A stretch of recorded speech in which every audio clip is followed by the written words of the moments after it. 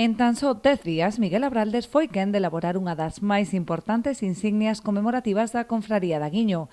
Horas e horas de dedicación e unhas mans privilexiadas conseguiron crear esta maqueta artesanal dunha adorna que se converteu en todo un símbolo para a confraría. Cando foi do centenario, vin o patrón maior no medio de comunicación, pero claro, tiña un problema, o tempo, que é a cousa máis complicada que temos. E dixo, bueno, tiño 10 días, non me vou quedar cas mans paradas e quero aportar o meu granxiño de area para o centenario. E pensei nunha maqueta, pois, dunha adorna, porque a adorna é o que di o patrón maior, non? É a nai de todas as embarcacións.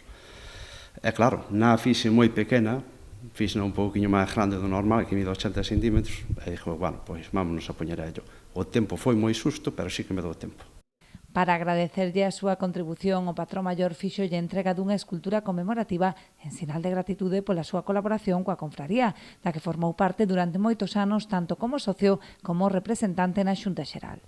Para nós significa moitísimo non por o detalle en sí, sino porque tamén leva impresa, aí como podedes ver na vela, leva impresa o que é o logo da nosa confraría novo, non? Desde que foi a hora do centenario, que aí onde indica se ve que é unha adorna, non é unha adorna, pois non está posta por capricho, está posta porque xente como a min, pois empezou nun adorno ao mar de rapaz, para nós é insignia daqui desta cofradía, como de outras cofradías de aquí de Galicia, pero nós, mirando a nosa, é unha insignia, foi onde se empezou, traballando cas dornas a calquer tipo de oficio, a todas as artes, é algo que nos ven á cabeza e venos ao corazón de que é algo que lle queremos a dorna. Entonces, claro, para nós é moi significante o detalle que tuvo Miguel con nós. Ademais deso, pois un otorgamento tamén debido a que tamén estuvo na nosa cofradía, agora non está, pero está ahora de jubilado, pero bueno, estuvo na nosa cofradía, estuvo representando a nosa cofradía na Xunta Xeral da cofradía, estuvo traballando tamén como traballador na nosa cofradía, ca súa embarcación, e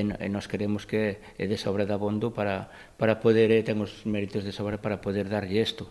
O patrón maior animou a veciñanza a pasar pola sede da entidade para apreciar a beleza da maqueta, que xunto con outras moitas pezas artesanais e documentos históricos formará parte da colección permanente da futura Sala de Exposicións Opósito.